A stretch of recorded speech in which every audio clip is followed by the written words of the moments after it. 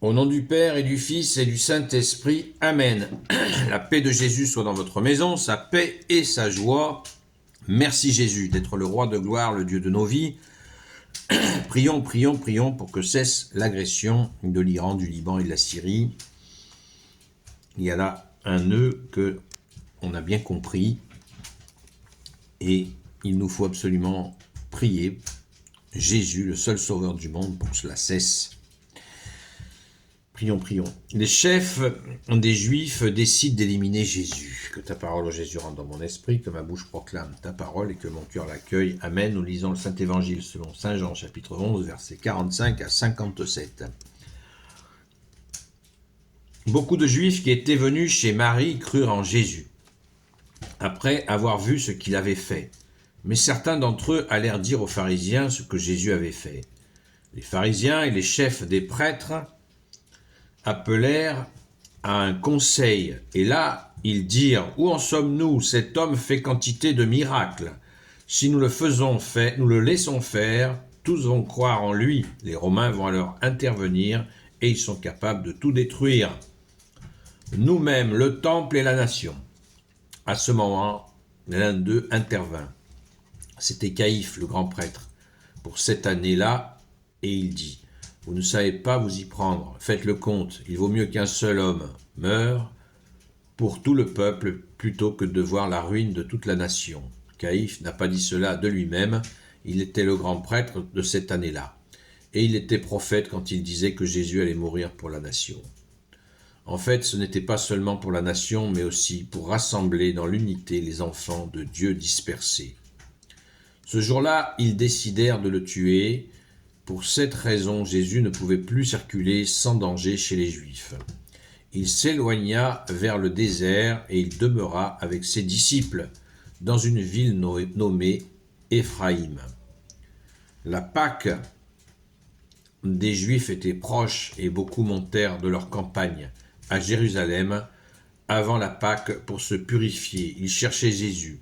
Et quand il se retrouvait dans le temple, il disait « Qu'en pensez-vous ? Êtes-vous sûr qu'il ne viendra pas à la fête ?» Pour leur part, les grands prêtres et les pharisiens avaient donné des instructions. Si quelqu'un savait où il était, il devait le dénoncer pour qu'on l'arrête. Merci Jésus pour ta parole. Merci Saint Jean pour tous ces détails, même si ça commence à attrister le cœur quand nous commençons ces lectures de la passion qui vient. On s'en rappelle, c'est une mémoire, Jésus est mort qu'une fois. Merci Jésus d'être offert pour nous et a ressuscité aussi, bien sûr qu'une fois. Donc là, nous sommes dans le souvenir de la passion et c'est douloureux. Je ne sais pas pour vous, mais pour moi de lire ces récits, et ça fait que commencer, c'est douloureux. Ça fait mal. Parce que quand on aime Jésus, on ne fait pas semblant de l'aimer. Quand on aime quelqu'un, de voir qu'il a souffert, bien sûr, ça ne nous réjouit pas, c'est pour sauver le monde. Donc, on se souvient sans cesse que Jésus, tu as dit, ma vie, personne ne me la prend, je la donne, car j'ai le pouvoir de la donner et de la reprendre. Ou cette phrase, il n'y a pas de plus grand amour que de donner sa vie pour ceux que l'on aime, vous voyez, d'autant plus. Alors, cette cuisine infecte qui consiste à réfléchir comment éliminer Jésus, c'est assez difficile. Donc, ce que je vous propose, on ne va pas étudier ça dans le détail, un petit peu quand même, parce que ces niveaux de perfidie, de méchanceté sont très importants, puisque on voit aujourd'hui qu'elle est encore présente. Cette méchanceté, cette perfidie dans tous les domaines, et là particulièrement en ce moment avec l'agression de l'Iran. On a vraiment là de quoi étudier. L'Iran n'est pas Jésus, évidemment, mais on voit là des techniques diaboliques pour essayer de faire croire aux gens que les gens qui agressent l'Iran sont la main de Dieu. Quelle blague! C'est une farce macabre.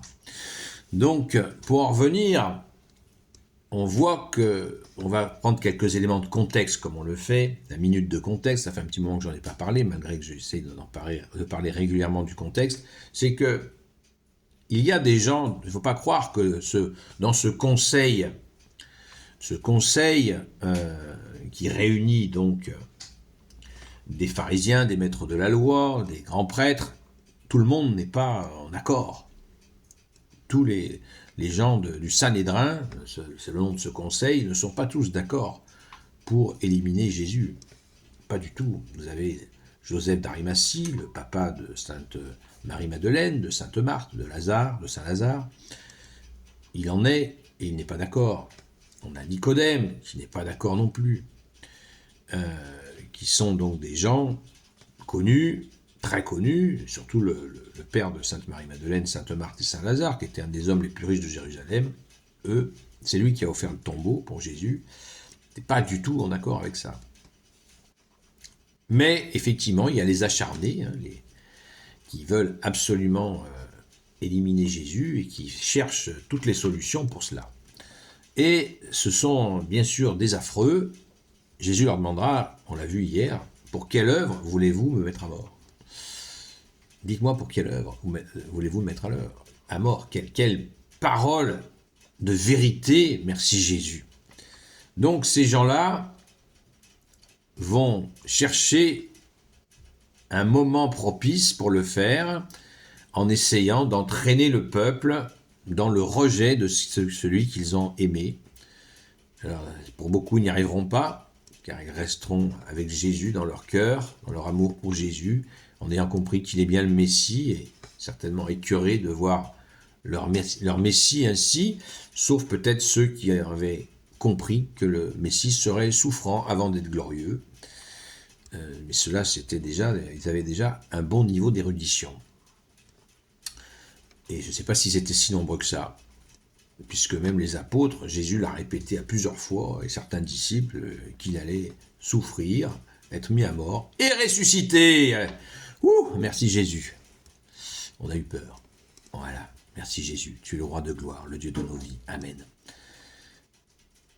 Nous avons la semaine sainte qui commence la semaine prochaine, mais d'ici là, nous avons le grand rendez-vous demain de la fête des rameaux. Donc, remplissons nos cœurs de la joie et crions, préparons-nous à crier Hosanna, Hosanna au plus haut des cieux, béni soit celui qui vient au nom du Seigneur. Ça, c'est pour demain matin, à la fête des rameaux. Préparons nos rameaux, ils seront bénis, et on va crier notre joie en agitant nos rameaux. Jésus rentre à Jérusalem. Dieu, le Fils de Dieu, le Messie unique et définitif, fait son entrée à Jérusalem et nous allons te glorifier, Jésus. Amen. Gloire au Père, au Fils et au Saint-Esprit, maintenant et toujours et pour l'éternité. Amen. Ô Jésus, toi qui peux tout et qui portes tout, toi le Sauveur, toi l'Emmanuel, je te confie toutes celles et ceux qui regarderont cette vidéo, ainsi que leurs proches, selon ta seule volonté, ô Jésus.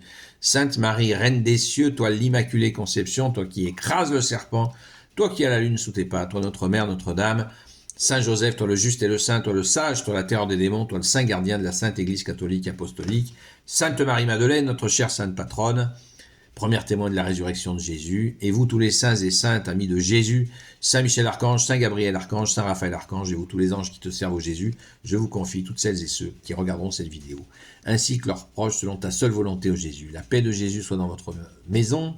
Rendez-vous ce soir de 20h à 22h sur TikTok, Seul Jésus Sauve. À très vite!